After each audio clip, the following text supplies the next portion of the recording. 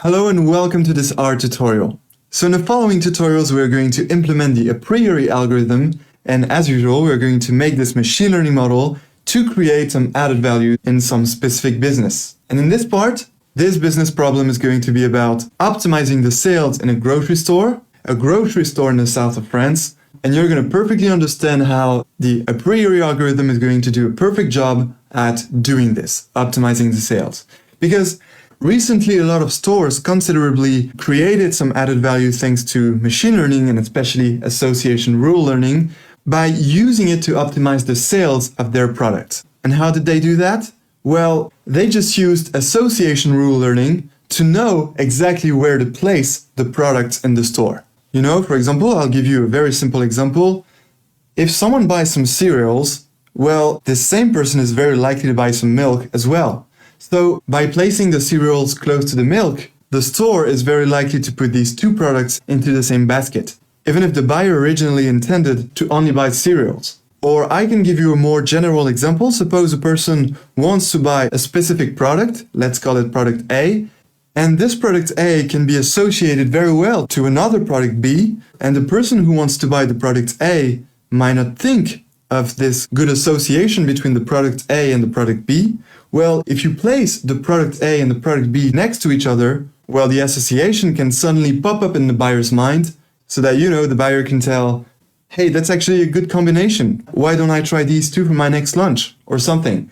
And so again, even if the buyer was originally meant to buy only the product A, well, due to this association that popped up in its mind, thanks to the placement of product A and product B next to each other, well, the buyer finally buys the two, product A and product B. So that's the idea of how we can create added value for retail stores or grocery stores. And so what we'll make in this future tutorials to optimize these sales can be also applied to any other store that is selling some different products. You can think of an online store. You know these recommendations, people who bought this also bought that. Well, these recommendations are based on association rules as well, but not only. It can be also the result of recommendation systems like collaborative filtering or content-based, item-based collaborative filtering, but association rule learning has a role to play. So now let's make our first association rule learning algorithm, which is the Apriori model for this specific store in the south of France. So let's do it. As usual, we're going to set the working directory by going to our new part folder, which is the folder part 5, association rule learning. And we're starting with the Apriori algorithm. So that's the folder we want to set as working directory. Make sure that you have the market basket optimization CSV file, and you can click on this more button here and then set as working directory. All right, we're in the right folder now. So the first thing we're going to do is to import the dataset. So the dataset is market basket optimization. So as usual, we're going to call it dataset, and then of course we're going to use the read.csv function. And now we simply input in quotes the name of the CSV file. So here we go, market basket optimization.csv. All right, so let's execute that and let's explain what the dataset is about. Here we go, dataset well imported. It has 7,500 observations and 20 variables. So let's check it out. I'm clicking on dataset here. All right, and that is the dataset. So the first thing that we can see here is that this line here contains some products, as these products here. And of course, these are not the titles of the different columns here. So to improve this, what we can first do is to add this header argument here, header equals, and then simply false, this way. And that tells R that the first line of our dataset doesn't contain the titles of the columns. So let's check it out now. Let's select this line and execute. Here we go. Let's close this and click again on the dataset. And here we go. We don't have any titles for the columns, but this first observation is no longer seen as the titles of the columns, but that's the real observation itself. Okay, so better. And now let's describe the dataset. So as I told you, we're making this a priori model for a store in the south of France. And so we want to find out the association rules of the different products of this store to see how the manager of this store can optimize the placement of its different products to optimize the sales. Okay, so the first thing to say now is that this store is located in one of the most popular places in the south of France. So a lot of people go into the store, and so this place is a very convivial place, a very friendly place where people love to hang out, relax, talk to each other. And so these people come very often to this store because even if it's not to buy something, it's at least to meet their friends. And therefore the manager of the store noticed and calculated that on average, each customer goes and buys something to the store once a week. So this dataset here contains the 7,500 transactions of all the different customers that bought a basket of products during a whole week. Indeed, the manager took it as a basis of its analysis because since each customer is going on average once a week to the store, then the transaction registered over a week is quite representative of what customers want to buy. So based on all these 7,500 transactions, our machine learning model, our a priori model, is going to learn the different associations it can make to actually understand the rules, such as if customers buy this set of products, then they're likely to buy this other set of products. So that's what we want to figure out, and that's what our a priori model will tell us. Okay. So each observation line here corresponds to a specific customer who bought a specific basket of product. So for example, if we look at line 2 here, that corresponds to one customer who bought burgers, meatballs, and eggs at a specific time of this week. And that's the same for all the other observations that correspond to other customers, or maybe the same customer who went back to the store another day or another time. So that's what the dataset is about, but actually this is not the dataset we're going to use to train our a priori model. And the reason is that the package we're going to use to build our a priori model, which is by the way the A-rules package, doesn't take a dataset like this as input. It doesn't take a CSV file that we imported thanks to the read.csv function. What it takes as input is called a sparse matrix. And so what is a sparse matrix? It's actually a matrix that contains a lot of zeros. In machine learning, you will encounter a lot of times the word sparsity. That corresponds to a large number of zeros. So a sparse matrix is a matrix containing a very few number of non-zero values. So what we're going to do now is transform this data set here into a sparse matrix. And can you guess what we're going to do? Well, what we're going to do is take all the different products of this data set, and actually I already know that there are 120 products, and we're going to attribute one column to each of these 120 products. So that means we'll get 120 columns. So for example, we'll have the column shrimp, the column almonds, the column avocado, the column vegetables mix, cottage cheese, energy drink, tomato juice, up to the 120th product that there is. We're going to see all the products then on a plot, but in this data set there are 120 products, which are, by the way, the 120 products of the store. So there's going to be one column for each of these products, and that's going to be the columns. And then the lines are still going to be the different transactions corresponding to each of the 7,500 customers that bought a basket of products during the whole week. But instead of having the list of the product they bought, we will have in each of the 120 columns here a 0 or 1. And it's going to be a 1 if the product is in the basket of the customer during its transaction, and a 0 if the product is not in the basket. So for example, let's take the second customer here. The second customer bought a basket of 3 products: burgers, meatballs, and eggs. Okay, so in our sparse matrix, we'll have one burgers column, one meatballs column, and one eggs column. They're not necessarily going to be next to each other.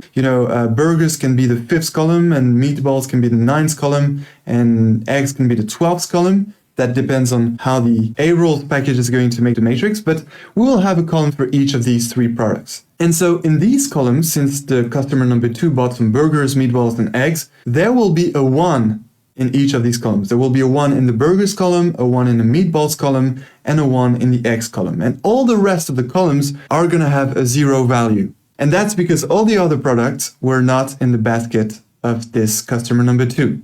So you can guess, you can imagine that we're going to have a lot of 0 values.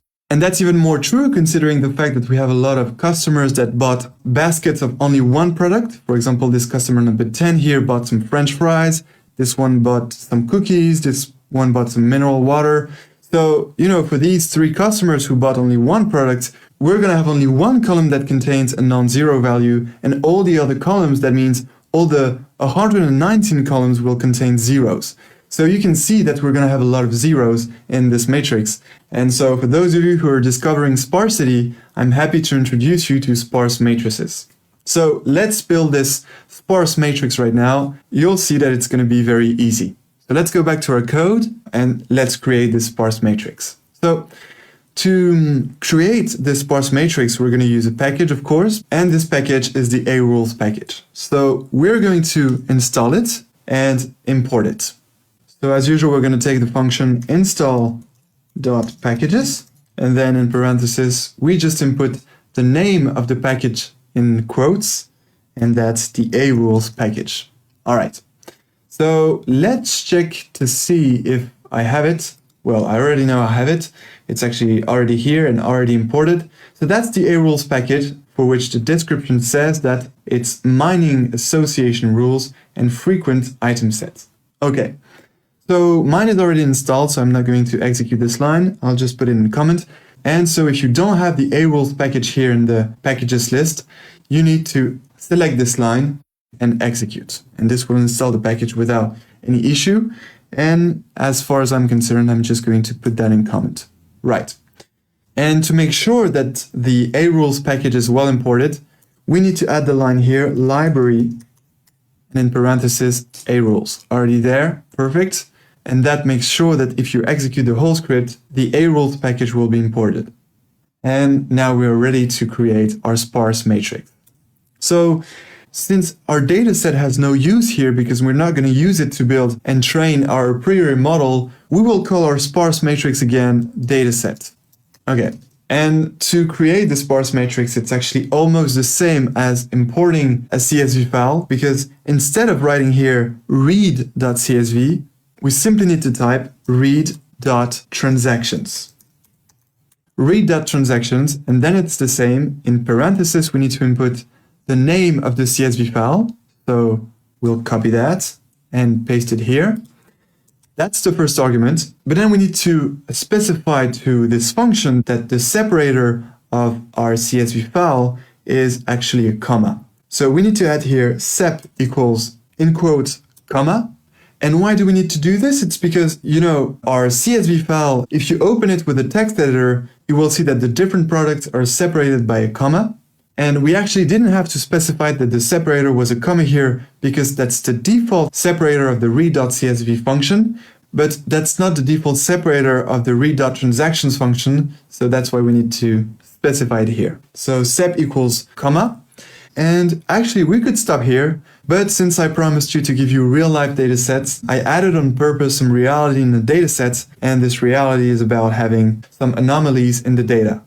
And these anomalies are actually some duplicates. Indeed, when this manager registered all the different transactions, well, he might have been very likely to make some human mistakes to put some duplicates in the data. So for example, if we go back to our data set, so that's the whole data set imported at CSV with the read.csv function. And so for example, when this transaction of the 31st customer was registered, one could make some mistake of putting twice light cream here, for example. And to train the a priori algorithm, we need to have no duplicate.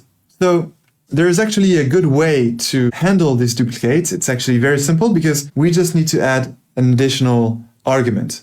If we look at the read.transactions function here by pressing F1, you can see that rm.duplicates argument. And as you can see, it's a logical value specifying if duplicate items should be removed from the transactions. So since the a priori algorithm is trained on transaction dataset that is supposed to have no duplicate values, we need to add this argument rm.duplicates and set it to true. And that will remove all the duplicates in each of the transactions. Maybe your dataset won't have any duplicates, but it's very common to have a few anomalies in datasets such as some duplicates. But here we will be fine thanks to this rm.duplicates argument. All right, so we're now actually ready to create our sparse matrix. So let's do this. Let's execute this line, and here we go. All right, so now the sparse matrix is created. Unfortunately, we cannot have a look at it because, as you can see, if I click on this dataset here, the new dataset sparse matrix is not appearing here. That's actually the old one, so we can close this.